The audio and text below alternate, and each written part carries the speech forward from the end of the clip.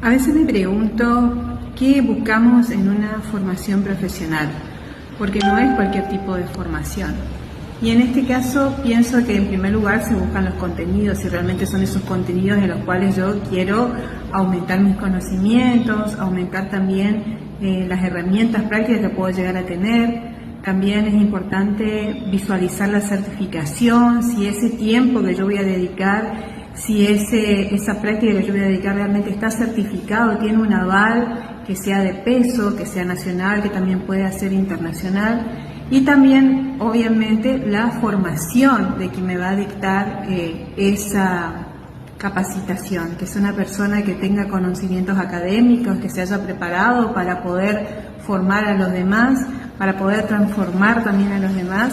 y sobre todo que también cuente con algo de experiencia, que me pueda contar qué es lo que sucede.